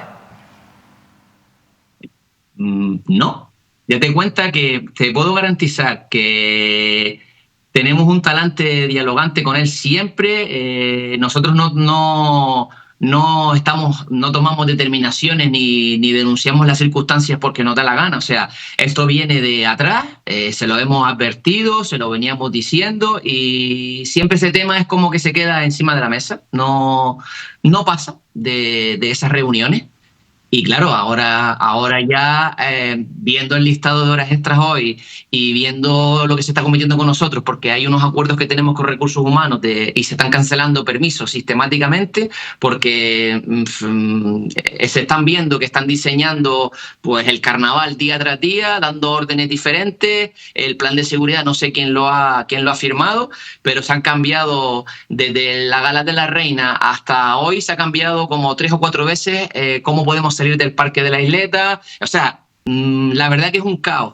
Y usted imagínese que yo solicito un permiso según hay un acuerdo con Recursos Humanos, ¿no? Solicito un descanso para conciliar mi vida familiar. El descanso se me concede. Yo me organizo con mi familia, tanto si me voy de viaje como si me voy a pasar un día con ellos o como si tengo que cuidar a un familiar enfermo. Y a 3 días antes de ese descanso me mandan un correo diciéndome que me lo cancelan. O sea, imagínense cómo está el ambiente en el trabajo y cómo está la atención, porque nos sentimos ninguneados por lo que es la administración y el propio servicio. ¿Ya la alcaldesa Carolina Darias se reunió con ustedes en campaña electoral? Sí, un día, media hora, para presentarse, todo muy bien. Le voy a decir una cosa, porque no quiero poner todo crítica. Han venido con muchas ganas, hay muchos departamentos que los están modificando, están cambiando personal, y yo no voy a decir que su gestión sea mala. Yo lo que me voy a referir, y estamos hablando, es que en bomberos sigue habiendo los mismos problemas que venimos desde hace 3 añitos, 4, denunciando, y siguen siendo los mismos. Por lo tanto, a nosotros no nos ha escuchado. Ya, ¿cuándo? Sí, hay un trabajo que se ve. Perdón. Sí, ¿qué tipo de movilizaciones van a emprender y para cuándo? Mira, estamos esperando a una reunión que había con él pactada a final de mes de febrero, y según esa reunión, si él toma, después de estas denuncias, toma alguna determinación o se le ve realmente talante de solventarlo, no saldremos a la calle. Si de aquí a final de mes no hay, o hay una callada por parte de él, no hay respuesta, lo más probable es que nos movilicemos y empecemos ya a reivindicar. Le digo, no estoy reivindicando todos los problemas materiales que tenemos, que ya eso es sabido y pueden venir. Ojalá pudiéramos hacer jornada de puertas abiertas y el ayuntamiento nos dejara que viniera la gente de la calle a ver cómo estamos, cómo tenemos los materiales y cómo tenemos los camiones y cómo pasamos un día nuestro. Sería ideal, ojalá fuera así. Y estamos reivindicando simplemente el trato al que estamos expuestos. Mira, hay un informe psicosocial que hizo el propio Servicio de Prevención del Ayuntamiento de Las Palmas, donde se le exige al ayuntamiento que tome medidas correctoras porque el personal está con mucha carga mucha presión psicológica por diferentes situaciones dentro del propio servicio y no se ha tomado ninguna medida. O sea, el personal es un polvorín, es una bomba. Pero entonces, Daniel, por lo que tú comentas, en cuanto a lo que es la falta de medios y de recursos, no solo los personales, sino también los materiales, siguen igual. Sí. Sí, exacto. Que al final, claro, ustedes tienen tantos frentes abiertos que uno dice, bueno, ahora vamos a hablar de las horas extras, que evidentemente es bastante grave, pero parece que nos podemos olvidar de que siguen con esas carencias, con esas imágenes, con esos camiones que en su momento nosotros mostramos las imágenes y que es tremendo. Ya que no hay jornadas de puertas abiertas, lo que queda es que los medios de comunicación podamos enseñar también las condiciones de precariedad con las que trabajan. Pero, Daniel, cuéntame algo, porque si hay que hacer muchas horas extras es porque falta personal. Si hubiera más personal, evidentemente habría un menor gasto en horas extraordinarias. Y yo, si no me equivoco, hace 2 años se resolvió una convocatoria que creo que era de 31 plazas de bomberos para ustedes, para Las Palmas de Gran Canaria. ¿Qué pasó con esa convocatoria y qué pasa también con la lista de reservas? Es decir, no hay gente de la que tirar para cubrir esa necesidad. Pues nada, te comento muy brevemente. Los compañeros que entraron venían a hacer un pequeño parche. Date cuenta que desde que entraron los compañeros, entraron en la formación y fueron compañeros ya propios del servicio, por decirlo así, ha habido muchas jubilaciones. Y entonces, más bien, mira, nosotros tendríamos que ser 135 agentes, ¿vale? La escala básica. Ahora mismo somos unos 110, 112.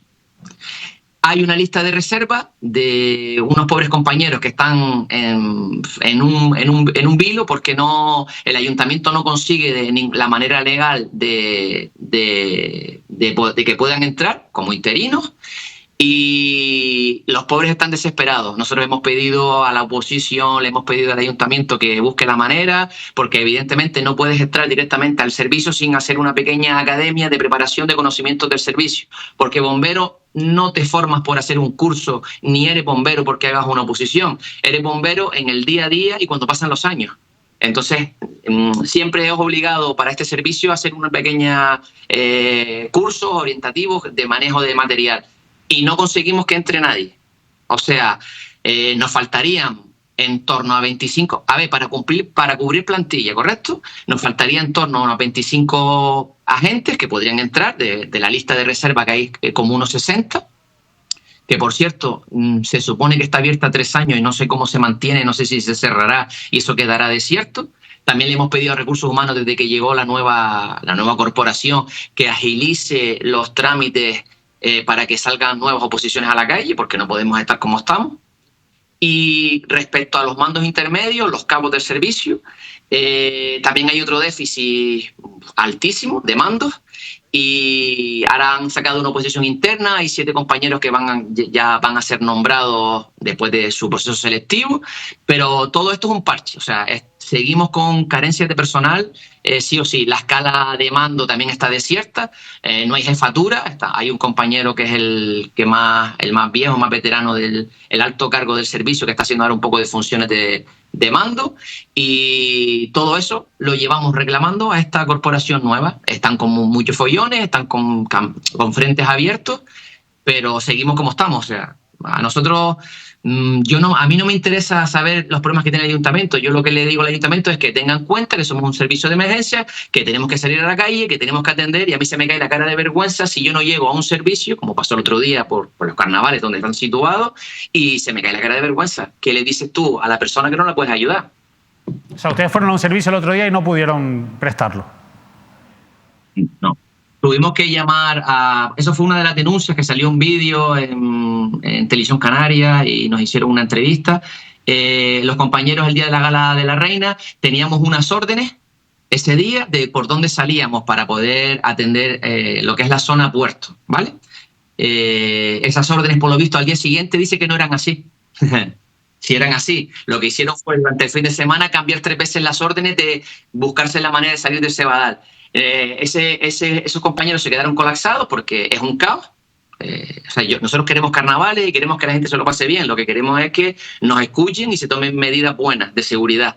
Pues esos compañeros, al no poder avanzar, llamaron al Parque Central, el servicio se retrasa y vienen los compañeros del Parque Central, porque estamos diseñados para atender cualquier problema en la ciudad. Sí, es verdad que hay 3 parques para que las isócronas sean más rápidas, o sea, el servicio sea una respuesta más rápida. Gracias a Dios, como siempre, fue un servicio menor, no tuvo trascendencia, la misma persona, el personal del hotel pudo un poco controlarlo, y cuando llegamos estaba todo resuelto. Pero si es un problema mayor. La verdad que esa es una buena pregunta, Daniel. Bueno, seguiremos dándoles voz para poder reivindicar todas estas cuestiones, y seguiremos preguntando al Ayuntamiento de Las Palmas de Gran Canaria por esa situación. Yo creo que hay cosas que no hace falta explicar, y la importancia que tiene un servicio de emergencias como es el de bomberos, yo creo que cualquier persona que nos esté viendo lo tiene clarísimo. Así que muchísima suerte, Daniel, en esa lucha por conseguir que se cumplan los derechos laborales que tienen. Vale, pues gracias a ustedes, y tienen las puertas abiertas con nosotros, lo que necesiten.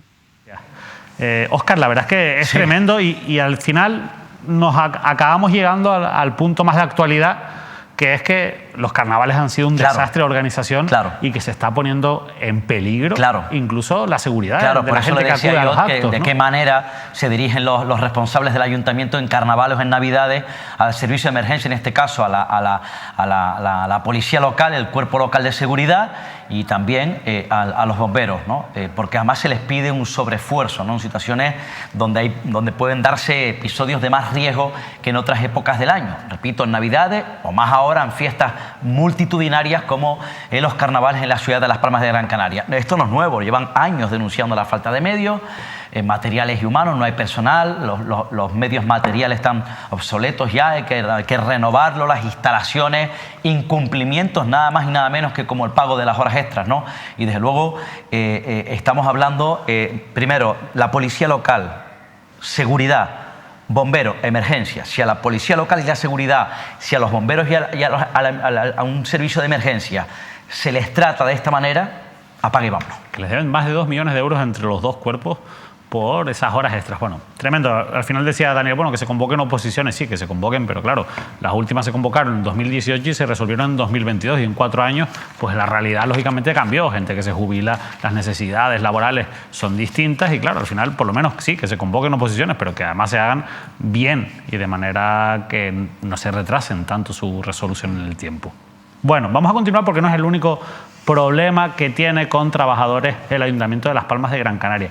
Vean este titular de Canarias ahora sobre lo que está ocurriendo en urbanismo de Las Palmas, en la empresa pública de urbanismo de Las Palmas. Los compañeros van con miedo al trabajo, aseguran desde el comité de empresa que denuncia una caza de brujas contra los empleados que no están de acuerdo con las decisiones de la entidad. Desde el área de urbanismo del ayuntamiento responden que se trata de una cuestión interna. Eso es lo que ha dicho Mauricio Roque, el concejal de urbanismo. Ha dicho que eso es un problema interno, a pesar, insisto, de la gravedad de lo que están asegurando, insisto, desde el comité de empresa. Óscar, a mí me parece tremendo en un área tan delicada. No se nos va a escapar como es el urbanismo. Esa presión, ese miedo quizás que pueda haber, ¿no?, o esa sensación de casa de brujas hacia el funcionariado. Entiendo que son los técnicos, ¿no? Los trabajadores técnicos de la propia gerencia de urbanismo. Eso ocurrió en su momento en la gerencia de urbanismo en Santa Cruz de Tenerife, en la época donde Manuel Parejo era el concejal de urbanismo, donde Miguel Serolo era el alcalde de Santa Cruz de Tenerife, con asuntos que sobrevolaban directamente la gerencia de urbanismo, como por ejemplo el caso de las Teresitas, el caso de las Huertas y alguno que otro más espinoso en Santa Cruz de Tenerife, que provocó cierta presión, cierto miedo y cierta angustia entre los técnicos. Eso es muy peligroso y habría que ver si es así, en caso lo denuncia el comité de empresa, si se producen despidos, si hay supuesto acoso o si los responsables intentan someter a la presión, insisto, de supuestas o presuntas decisiones que se puedan tomar, en este caso en la gerencia de urbanismo, según insinúan los trabajadores del comité de empresa, me parece que es un asunto tremendamente grave y eso lo tienen que denunciar públicamente. Pero si realmente los trabajadores, funcionarios, se están viendo presionados, insisto, por decisiones técnicas,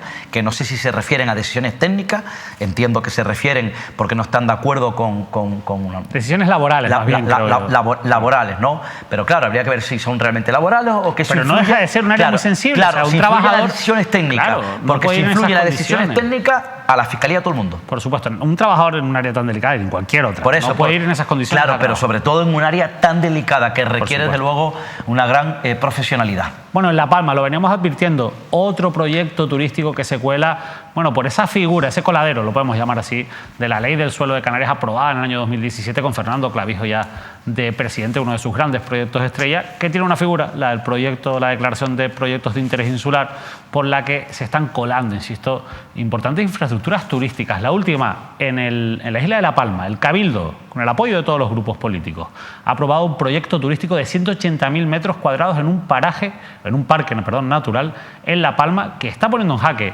a los ecologistas. La verdad que este asunto, por cierto, ahora comentamos esta noticia, condenar desde ya ese ataque que están sufriendo muchas personas que están en contra del desarrollo de este tipo de proyectos, por ejemplo, esta declaración de interés insular de este proyecto turístico, porque en algunas redes sociales se está difundiendo la imagen de personas que lo que están haciendo es simplemente posicionándose en contra de una criminalización de la protesta ecologista, que evidentemente nosotros no apoyamos, porque aquí las cosas por lo menos se debatan y se hablen con argumentos, y los ecologistas ponen sus argumentos en la mesa. A veces no son los mejores argumentos o no son los argumentos que acaban triunfando en los tribunales, pero otras muchas veces sí.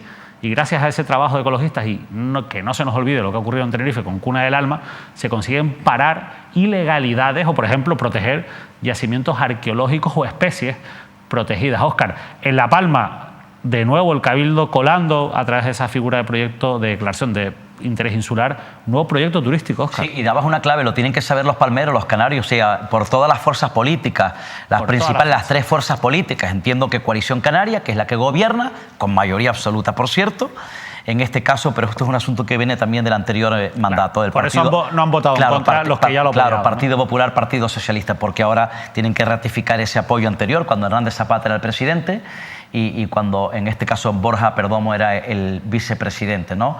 Coalición Canaria, Partido Popular y Partido Socialista. A mí me sorprende, teniendo en cuenta la Isla Verde, La Palma, la sensibilidad de su territorio, ¿no? Y teniendo en cuenta, bueno, pues que hablamos de un proyecto en un parque natural, y cuando además también presumen en la Isla Bonita, en La Palma, de un turismo sostenible. Yo entiendo que hay una imperiosa necesidad de ampliar la planta alojativa de la isla, porque está bien sacudida turísticamente. Yo entiendo que quieran extender, insisto, la proyección hotelera, pero habría que ver qué tipo de proyectos, qué tipo de planta hotelera quiere La Palma, insisto, extender o proyectar. Repito, en un territorio, lo conoce todo el mundo, bastante excesivamente sensible, ¿no? Y entiendo que quieren dar un impulso turístico de cara al futuro por el golpe que ha tenido turísticamente la isla de La Palma, ¿no? Además, también teniendo en cuenta... todavía no se han resuelto... Claro, ahí voy. Teniendo en cuenta que, por ejemplo, Puerto Najo estuvo cerrado, que el Hotel Sol La Palma estuvo cerrado y que supuso un golpe importante a la mayor zona turística de la Isla Bonita, que es la zona de Puerto Najo. Yo entiendo que hay una extrema preocupación por recuperar el turismo, insisto, teniendo en cuenta el golpe que ha tenido el principal motor económico de La Palma, que es la agricultura y el plátano.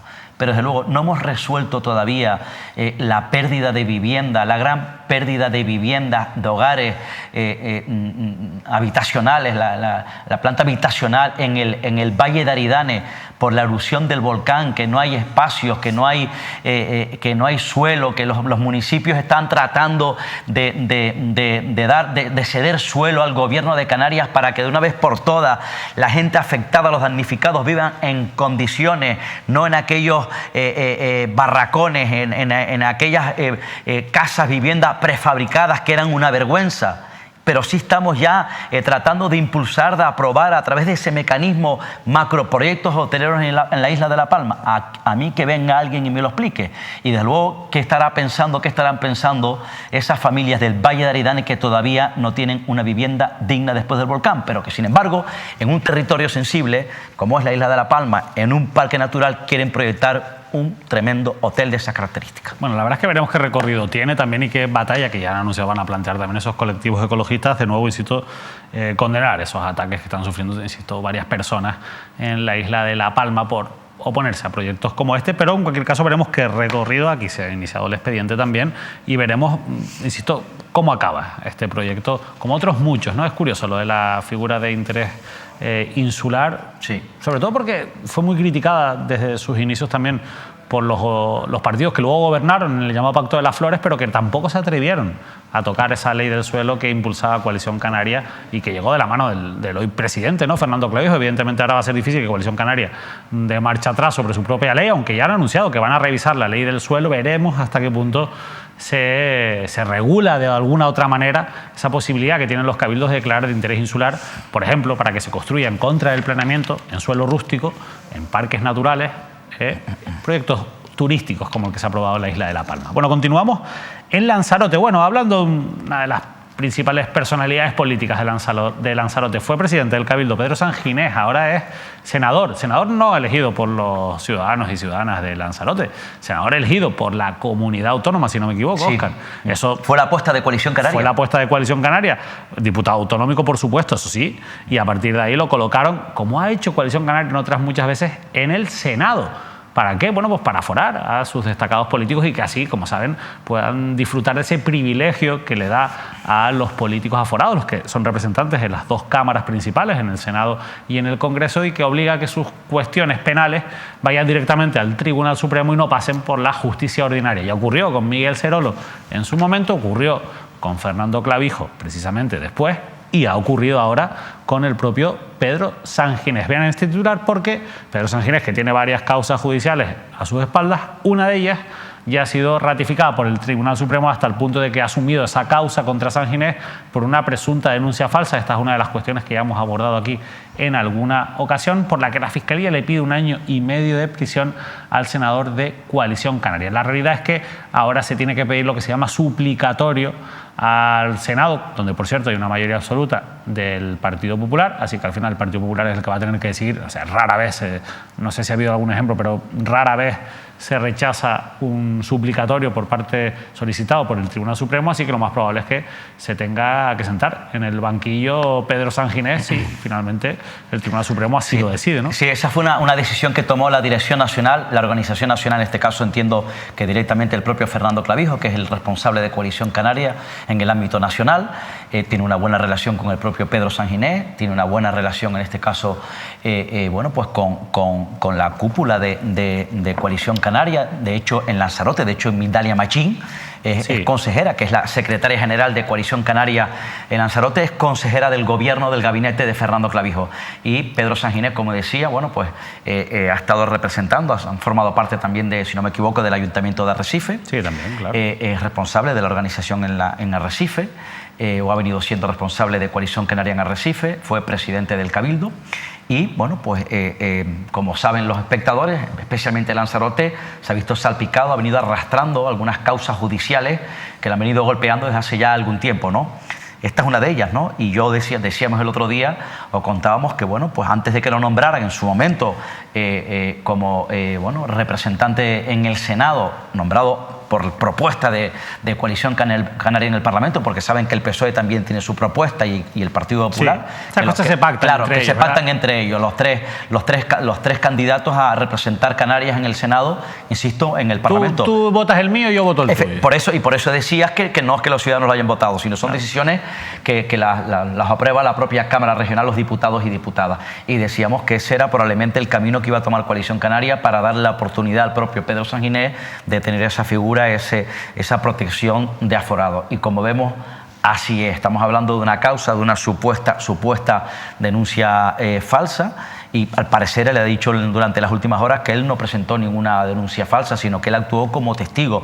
Sí, pero bueno, lo que viene a decir la Fiscalía es que incluso en los documentos que aportó en el juzgado, en sus declaraciones judiciales, faltó a la verdad. Y por tanto, considera que hay una denuncia falsa. De todas formas, esta no es la causa más grave quizás que tiene Pedro Sanginés, porque hay una en la que se le acusa incluso de formar parte de, digamos, una organización criminal en connivencia, presunta connivencia, con el abogado, su amigo Calatayud, ¿verdad? Como una operación por parte de la policía, de la Guardia Civil directamente en su casa, que actuó con registros y procedió en torno a la... Esa causa está más verde todavía. Esa es la más dura, la más gorda, de momento. Y hablabas de aforamiento. Recuerden que, por ejemplo, ya Coalición Canaria apoyó a la agrupación Herreña Independiente para que Javier Armas, que perdió el poder en el Cabildo Insular del Hierro, fuese el candidato de la agrupación Herreña de Independiente, Coalición Canaria, porque ya tienen de nuevo una alianza para ser senador, y ahora Javier Armas es senador por ahí del Meridiano, donde le golpea también otra dura causa judicial. El caso Vertederos, que en este caso también de nuevo se va a tener que desarrollar en el Tribunal Supremo por esa condición de aforado de Javier Armas. Por cierto, a Javier Armas sí que lo votaron los herreños, porque él sí que fue candidato, no fue elegido por la comunidad autónoma como Fernando Clavijo, como Pedro Sanginés o como Miguel Cerol. La Coalición Canaria, esta estrategia generalmente le ha salido bien, no de entrada, porque con Miguel Cerol no salió bien. Recuerden que fue condenado por el llamado caso García Cabrera por el Tribunal Supremo.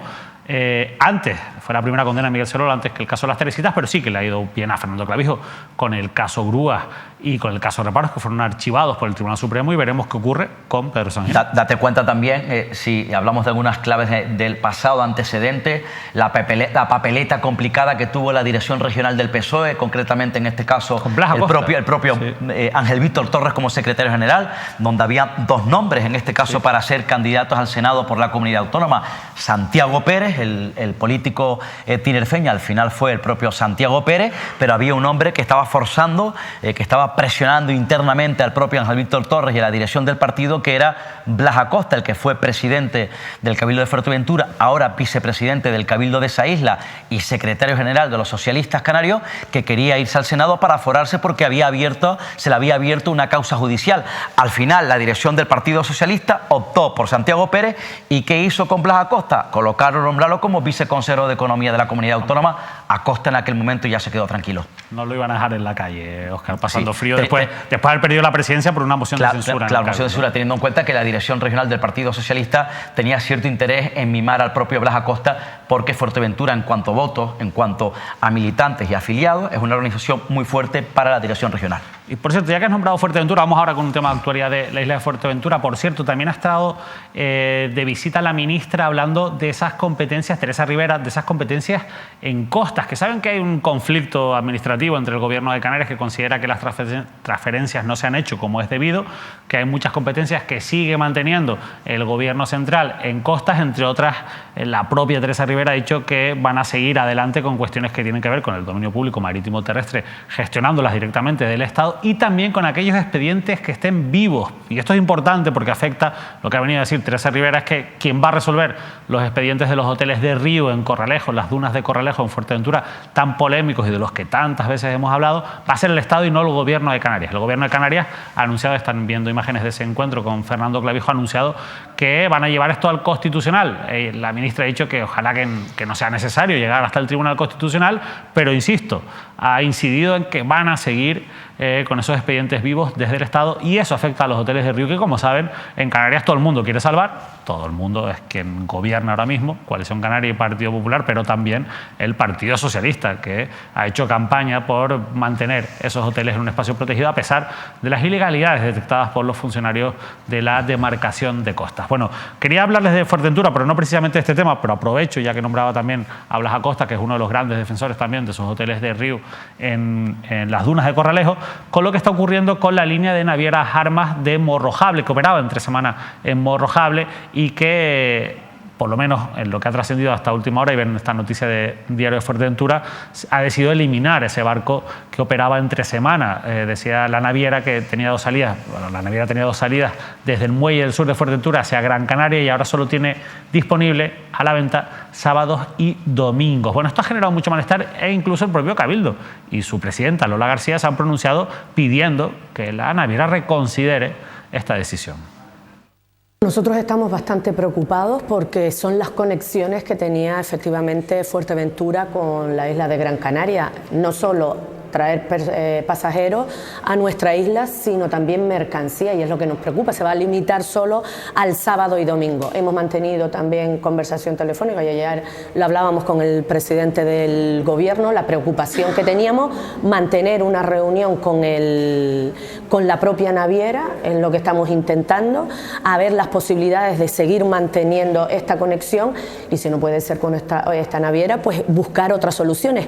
Pero lo que sí vamos a exigir es que mantengamos esa conexión, que es fundamental, como decía, para el traslado de pasajeros, pero también lo que supondría que la mercancía llegara toda a Puerto del Rosario y el tráfico de esa distribución de mercancías hacia la zona sur. No podemos permitir que el puerto de Morrojable se quede sin esa conexión, por lo tanto trabajaremos e iremos de la mano del Gobierno de Canarias, pero exigiremos que cumplan con las conexiones y que cumplan con la isla de Fuerteventura.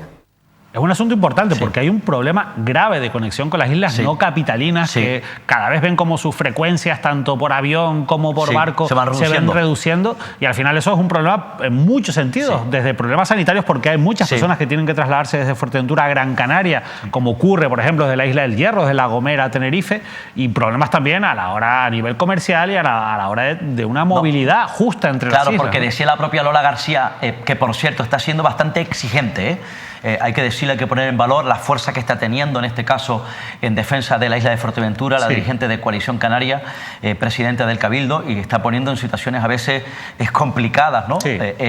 A su gobierno, porque no olviden que es de Coalición Canaria. Ya le echó un reto, en este caso le puso un reto sobre el tejado de los socios de Coalición Canaria en aquel problema que tuvo con la consejería de Mariano Hernández Zapata del Partido Popular, y ahora con el PP. Claro, y ahora con el PP, pero ahora le está pidiendo, le pedía ayer precisamente a Fernando Clavijo una reunión que tratara de intermediar, una reunión entre la propia dirección de la naviera, el propio presidente, es decir, su jefe de fila, Fernando Clavijo, y ella como presidenta del Cabildo Insular de Fuerteventura. Independientemente del problema de la conexión que puede suponer en materia sanitaria o los mismos pasajeros, porque esto es una situación dura, ella también destacaba que lo que puede provocar es un golpe, y es verdad, al desarrollo comercial y en general social de la isla de Fuerteventura, como ha ocurrido ya en otras islas cuando hay una situación o un revés en cuanto al transporte de estas características. Pero estoy convencido que puede intervenir, que el gobierno autónomo puede intervenir entre el propio Cabildo y la naviera, y que desde luego que cumpla en este caso con la necesidad de la isla de Fuerteventura. Bueno, por cierto, ya hemos nombrado a Fernando Clavijo en varias ocasiones, no es para menos, el presidente del Gobierno de Canarias y es el secretario general de Coalición Canaria. Lo digo porque la próxima semana va a estar aquí, va a estar en Mírame Televisión en una entrevista especial dentro del programa de Manuel Artiles, que van a poder ver el jueves. Ya les iremos dando más información sobre esa entrevista al presidente del Gobierno de Canarias. Óscar y yo, en lo que es el Canarias al Día, en este análisis de la actualidad, nos vamos a tomar un descanso el próximo jueves, no el martes, no faltaremos a la cita a partir de las 9 de la noche, pero ese jueves van a poder ver esa entrevista al presidente del Gobierno de Canarias, a Fernando Clavijo. Uno de los últimos asuntos que queremos tratar, porque fíjense ustedes que caprichosa a veces es la actualidad, que el pasado jueves entrevistábamos precisamente aquí en Canarias al Día a David Cabrera, que es el líder de Asamblea Reña y ex vicepresidente del Cabildo del Hierro, que acababa de ser destituido por Alpidio Armas, un invitado de máxima actualidad. Le preguntamos por muchísimas cuestiones vinculadas con esa destitución, con la situación de Asamblea Reña, con cuestiones de actualidad de la isla del Hierro, y al día siguiente, el viernes, conocíamos esta noticia que veíamos en muchos rotativos, por ejemplo, en la agencia Europa Press. Una decena de cargos y militantes de Asamblea Reña deja el partido en bloque, abandonados por David Cabrera, entre ellos el propio alcalde del municipio de Valverde. Qué pena, insisto, al final, como decía, que caprichosa es la actualidad, que si estuviera ocurrido el jueves le hubiéramos podido preguntar a David Cabrera por toda esta situación. Ocurrió el viernes, no pudimos preguntarle, sí que le preguntamos por otras cuestiones de actualidad, Óscar, pero al final lo que se muestra es que Alpidio Armas que conoce muy bien la realidad, esto es una reflexión que hago yo, cuando destituyó a David Cabrera, yo creo que era consciente del malestar y de la debilidad que tenía en su liderazgo interno dentro de la Asamblea Reña, y por eso quizás esos otros 2 consejeros de Asamblea Reña van a seguir en el Cabildo, y ahora pues lo que se está viendo es que David Cabrera se está quedando solo, ¿no?, en la Asamblea Reña. Porque nos llamaba la atención, recuerda a ti y a mí, David, nos llamaba la atención el hecho de que los otros 2 consejeros apoyasen al Pidio Armas, y hablamos de una deslealtad, desde luego, mutua, de uno o de otro, ¿no?, y que había ahí alguna diferencia, eso era evidente. No está teniendo, la verdad que no ha tenido suerte el señor Cabrera en la política reña, porque saben que al Pidio Armas se lo acaba de cesar, se lo acaba de cargar como vicepresidente, pero era la segunda vez. Ya en su momento al Pidio Armas cesó al propio David Cabrera como vicepresidente del Cabildo. No le ha ido mal, o no le fue bien, mejor dicho, en su época en la agrupación Reña de Independiente, que se marchó, también hubo una desbandada de gente afín a él de la agrupación Reña Independiente, se marchó por tener una guerra mutua, él con Belén Allende, que fue una alta dirigente de la agrupación Reña Independiente, y Belén Allende con el propio David Cabrera, que provocó una fisura a 2 bandos en la agrupación Reña Independiente, y por eso David Cabrera montó, en este caso, Asamblea Reña. Y ojo, porque la desbandada el hecho que se hayan dado de baja de esa organización por diferencias con David Cabrera son hombres fuertes de la agrupación. Hombre, el alcalde, claro, por ejemplo, el alcalde de Valverde, Carlos Brito, los portavoces en La Frontera y El Pinar, Marisol Quintero y Michelle Álvarez, los concejales del Ayuntamiento de Valverde, Cristina Broset, Elizabeth Gutiérrez, Yaisa Castañeda, Juan de Dios y Fabián Barrera, y los ex consejeros del Cabildo, Tatiana Brito y Melissa Armas, que tuvieron cierta relevancia como consejeros en el Cabildo del Hierro. Por tanto, se queda el señor Cabrera absolutamente solo. Ellos en ese comunicado, los firmantes, estos firmantes del comunicado, reivindican, por ejemplo, que las opiniones de todos hacen más rico un proyecto político, y esa pluralidad, denuncian, se ha perdido desde las pasadas elecciones locales y autonómicas, sin apoyo ni asesoramiento en pactos postelectorales, labor de gobierno u oposición. Por eso deciden abandonar la Asamblea de Reña, porque la dirección sigue la misma línea y ya representa los valores que dieron origen a su compromiso con las siglas. Por tanto, insisto, no están de acuerdo claramente con la línea del propio David Cabrera al frente de esta organización política. Se queda solo el dirigente político, una nueva crisis frente a su rostro, frente a su figura. Bueno, Óscar, Martín, como siempre, ha sido un placer compartir este ratito de análisis de la actualidad. Ya fíjate las horas que son, es hora de irse retirando. Volvemos el martes con más análisis, muchísimas cuestiones en las que vamos a seguir insistiendo. Al final yo creo que es muy importante tener esta ventana, ¿no?, en la que la gente pueda enterarse de cosas que ya se han enterado en muchos casos, otras que les contamos como novedad, pero sobre todo con ese análisis que nosotros hacemos y que yo creo que ayuda a entender, a interpretar mucha de una difícil realidad. Una realidad cada vez más complicada, cada vez más agitada, así que yo te agradezco como siempre la labor que realizas. Gracias a ti, gracias a todos, muy buenas noches. Muy buenas noches, nos despedimos, le dejamos ya con la programación habitual de Mírame Televisión, todavía con muchísima programación especial de carnavales en los próximos días. No se lo pierdan, pero sin perder de vista tampoco el trabajo que se realiza aquí en Mírame Televisión a nivel informativo, en los diferentes espacios, en los informativos, en las redacciones, en Canarias al Día y en los demás espacios donde abordamos cuestiones de actualidad. El carnaval es importante, por supuesto que sí, pásenlo bien. Si pueden ir, les gusta, y si no, también, en cualquier caso, estén pendientes de todo lo que ocurre a su alrededor. Que pasen un feliz fin de semana.